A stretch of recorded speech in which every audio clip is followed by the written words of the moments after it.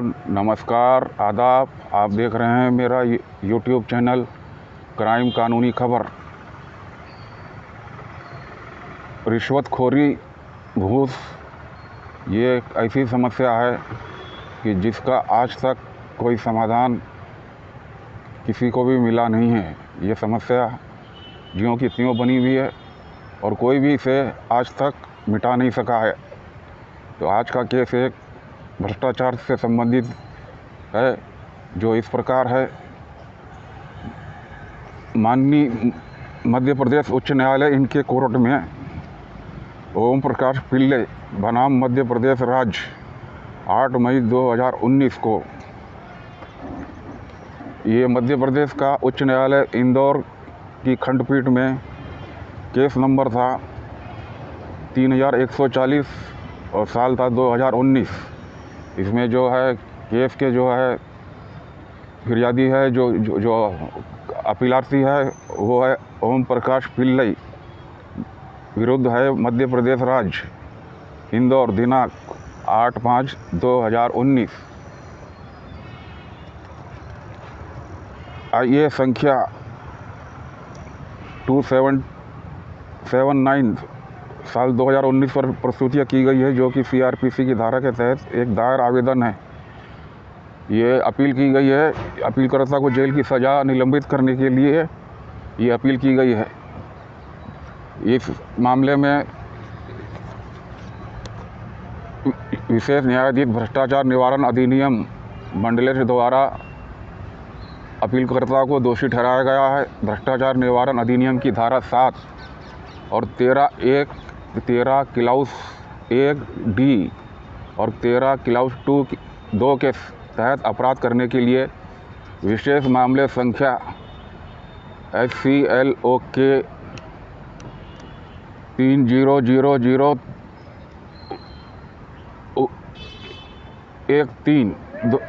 साल था 2015। ये था केस का नंबर। इसमें निर्णय हुआ था दिनांक 27/3/2019 में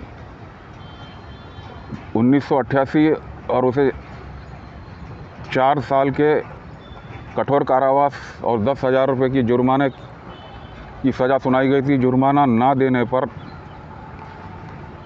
1 साल तक की सज़ा और भुगतने का सज़ा दी गई थी। और भ्रष्टाचार निवारण अधिनियम की धारा 13(1) क्लाउस D के तहत और धारा 7 के तहत अतिरिक्त 1 साल कठोर कारावास सज़ा भुगतने की सज़ा सुनाई थी। एंटी करप्शन एक्ट की धारा 13 क्लाउस 2 के अनुसार। जो ऐसा मामला था कि ये कानूनी जजमेंट की भाषा है, जो थोड़ी कठिन है, जो मैं जैसा है वैसा मैं आपको बता रहा हूँ। शिकायतकर्ता के खाते में 2013 इसके बाद एक जो शिकायतकर्ता थे उनके जिसने कंप्लेंट की थी उसके खाते में उनका वेतन जमा करना था। इसके बारे में ये केस है। शिकायतकर्ता ने यानी जो अपील किया था उसने इसमें रिश्वत मांगी थी जिस शिकायतकर्ता से। उस शिकायतकर्ता ने अपीलकर्ता से मोबाइल फ़ोन पर बात की और अपीलकर्ता ने 1,000 रुपये रिश्वत की मांग की। ये इनका जो है जो शिकायत करते थे उनका वेतन बैंक के अकाउंट में जमा करना था। इसके काम के एवज में इस अपीलार्थी ने 1,000 रुपये की मांग की, ऐसा चार्जशीट में लिखा है। बातचीत मोबाइल फ़ोन में रिकॉर्ड हो गई। उन्होंने जो है जो शिकायतकर्ता थे उन्होंने मोबाइल में रिकॉर्ड कर ली। शिकायतकर्ता अपने पति के साथ दिनांक 12/4/2015 को इंदौर गई थी। मध्य प्रदेश के उच्च न्यायालय इंदौर में खंडपीठ का नंबर 3140 ओम प्रकाश पिल्लई बनाम मध्य प्रदेश राज्य और लोकायुक्त कार्यालय में शिकायत दर्ज कराई गई। ये शिकायतकर्ता थी, उसने लोकायुक्त कार्यालय में जाके शिकायत दर्ज कराई कि ऐसा रिश्वत मांगने का मामला है। और फिर उसी दिन शिकायतकर्ता ने खंडवा पहुंचकर फिर से अपीलकर्ता से बात की और अपीलकर्ता ने फिर से पैसे की मांग की। अगले दिन 13/4/2015 को अपीलार्थी शिकायतकर्ता से दागी नोट लेते हुए फंस गया है। यानी इसमें जो नोट दिए गए थे 1000 रुपये के, उसमें जो है वो रिश्वत लेते हुए वो ये अपीलार्थी जो है वो ट्रैप में आ गया था एंटी करप्शन के। विद्वान विचारण न्यायालय ने साक्ष्यों को अभिलिखित किया तथा अभियोजन पक्ष की कहानी को प्रमाणित एवं दोष सिद्ध पाया तथा अपीलकर्ता को उपरोक्त अनुसार सज़ा सुनाई। ये जो सज़ा भी सुनाई गई है कि उसको 4 साल के कठोर कारावास और 10,000 रुपये का जुर्माना और 1 साल की सज़ा, ऐसा कुछ धारा 7 के तहत संबंध में अतिरिक्त 1 साल की सज़ा भुगतने की सज़ा सुनाई। जो जुर्माना नहीं भरेगा तो ऐसी ये सज़ा जो ट्रायल कोर्ट ने सुनाई थी तो उसमें दोष सिद्ध पाया गया था। तो अपीलकर्ता को उपरोक्त अनुसार सज़ा सुनाई गई। इसलिए अपीलकर्ता जो है हाई कोर्ट में इस सज़ा के खिलाफ अपील किया है। अपीलार्थी के विद्वान अधिवक्ता का यह निवेदन है कि परिवादी स्वयं अपने बयान में स्वीकार करता है कि उसे पता चला था कि मार्च 2013 को उसका वेतन बैंक खाते में जमा किया गया था और इसलिए जब पैसे पहले ही जमा किया जा चुका था तब अपीलकर्ता के पास कोई कारण नहीं था कि रिश्वत मांगने के लिए। जो अपील करता है उसके वकील ने कोर्ट में कहा कि ये पैसा अकाउंट में आ गया था तो बाद में वो रिश्वत कैसे मांग सकता है, ये उन्होंने तर्क दिया था कोर्ट में। तो प्रतिवादी के विद्वान अधिवक्ता ने, जो गवर्नमेंट के जो वकील थे, उन्होंने इस निवेदन का उत्तर देते हुए कहा है कि अपीलकर्ता द्वारा बैंक में राशि जमा करने के बाद 1000 रुपये की रिश्वत की मांग की थी। यानी अकाउंट में पैसे जमा हो गए, मैंने आपका काम कर दिया, आप मेरे को 1000 रुपये दो, इस तरीके की बात थी वो। शिकायत से पता चलता है कि मार्च 2013 के वेतन जमा करने के एवज में 1000 रुपये की राशि की मांग की गई थी, जो प्रथम दृष्टया दर्शाता है कि राशि की मांग वेतन जमा करने के लिए इनाम के रूप में की जा रही थी, ना कि वेतन जमा करने के लिए एक पूर्व आवश्यकता के रूप में। यानी ये जो 1000 रुपये मांगे गए थे वो रिश्वती थे, कोई इसमें कानूनी पहलू नहीं था कि ये जमा करना पड़ेगा, ये सरकार में जमा करना पड़ेगा, ये फीस भरनी पड़ेगी, ऐसा कुछ भी नहीं था। ये 1000 रुपये की रिश्वत थी। अपीलार्थी के विद्वान अधिवक्ता ने बताया कि अपीलार्थी के विरुद्ध घूस की मांग सिद्ध नहीं हुई है। अपीलार्थी के वकील ने जो कोर्ट में तर्क दिए, उन्होंने कहा है कि घूस की मांग सिद्ध नहीं हुई है। हालांकि गवाह नंबर 3 ने कहा है कि अपीलकर्ता द्वारा दिनांक 9/4/2015 को फ़ोन पर मांग की गई थी, लेकिन एयरटेल कंपनी के अधिकारी रत्नेश भार्गव, गवाह नंबर 8 का कहना है, इस मामले में जो गवाह नंबर 8 थे उनका कहना था कि अपीलकर्ता और गीता प्रमोद द्वारा डिजिटल रूप से हस्ताक्षर के बीच किसी काल का आदान प्रदान नहीं किया गया था। दिनांक 14/5/2019 10:23 और 45 सेकेंड मध्य प्रदेश की उच्च न्यायालय खंडपीठ शिकायतकर्ता दिनांक 9/4/2015 को ये साबित नहीं कर पाए। अधिवक्ता का यह भी निवेदन है कि समय और स्थान के संबंध में गवाहों के बयान में विसंगति है। जब शिकायतकर्ता ने अपीलकर्ता को फ़ोन किया और उससे बात की, विसंगति यह थी कि शिकायतकर्ता का कहना है कि जो है जब खंडवा पहुंची तो उसने अपीलकर्ता से बात की, लेकिन जीरा में जब कोर्ट में जब आर्ग्यूमेंट हुआ तो उसने कहा कि इंदौर से खंडवा के रास्ते में उसने अपीलकर्ता से बात की थी। इस तरह बातचीत के समय के संबंध में विसंगति को भी इंगित किया गया है।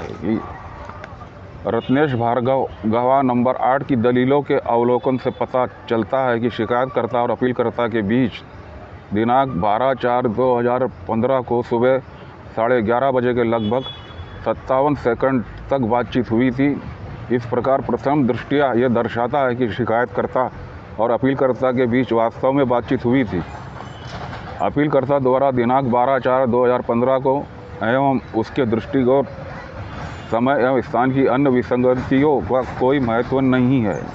यह भी बताया गया है कि अपीलार्थी द्वारा दिनांक 12/4/2015 को शिकायतकर्ता को 14/4/2015 को आने के लिए कहा गया था, जबकि अभियोजन पक्ष की कहानी के अनुसार दिनांक 13/4/2015 को ट्रैप कार्रवाई की गई थी।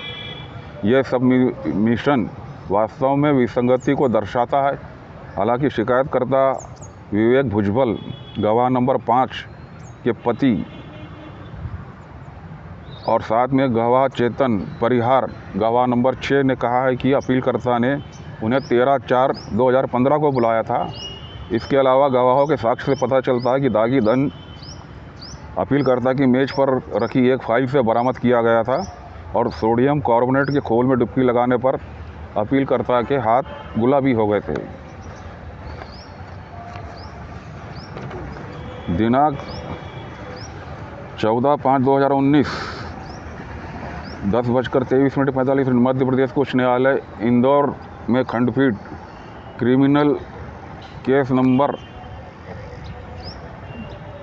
3140 3140 साल 2019 और धारा 20 के तहत अपीलकर्ता के खिलाफ स्वीकृति PC act anti corruption act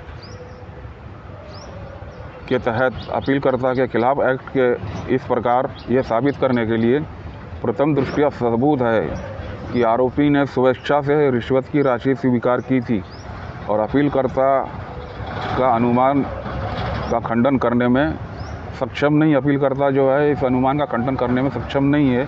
अपीलकर्ता द्वारा धन की स्वीकृति के संबंध में गवाहों के साक्ष्य में कोई बड़ा विरोधाभास नहीं है। नतीजन अपराध संख्या 27/79 साल 2019 जेल की सज़ा के निलंबन के लिए आवेदन खारिज कर दिया जाता है। इसमें जो है अपीलकर्ता ने जो थे उन्होंने आवेदन किया था कि हाई कोर्ट में कि ये सज़ा को निलंबित कर दिया जाए, तो कोर्ट ने ये चीज़ को माना नहीं और उनके आवेदन को खारिज कर दिया। दाखिले के सामान पर भी सुना, इसलिए या अंतिम सुनवाई के लिए अपील स्वीकार की जाती है।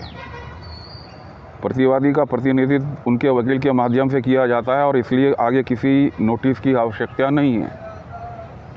मामले को अंतिम सुनवाई के लिए नियत समय में सूचीबद्ध करें। इसमें सिग्नेचर है माननीय जज जीपी गीता प्रमोद, उनके हस्ताक्षर है दिनांक 14/5/2019। यह मामला था ट्रायल कोर्ट में, इनको जो सज़ा हुई थी उसका निलंबन नहीं किया गया और हाई कोर्ट में जब ये मामला अब सुनवाई के लिए चलेगा, ऐसा इस तरह का ये जजमेंट है। तो अब हम देखेंगे कि भ्रष्टाचार निवारण अधिनियम की धारा 7 में क्या प्रावधान है। इस भ्रष्टाचार निवारण अधिनियम की धारा 7 के अनुसार जो कोई लोक सेवक द्वारा अपने पदीय कृत्य के संबंध में वैध पारिश्रमिक से भिन्न पारिश्रमिक लेगा या जो लोक सेवक होते हुए या होने की प्रत्याशा रखते हुए वैध पारिश्रमिक से भिन्न प्रकार का कार्य करने के लिए या ना करने के लिए धन प्राप्त करने की मांग करेगा या उसे 7 वर्ष तक की सज़ा हो सकती है, लेकिन ये सज़ा कम से कम 3 वर्षों की होगी। 3 वर्ष से कम की सज़ा इस मामले में नहीं दी जा सकती। जो कोई कलम धारा 7 के तहत सरकारी कर्मचारी जो रिश्वत मांगेगा उसे कम से कम 3 साल और ज़्यादा में ज़्यादा 7 साल की सज़ा इस अधिनियम के धारा 7 के तहत हो सकती है। ऐसा इस अधिनियम, इस कानून में ऐसा प्रावधान है।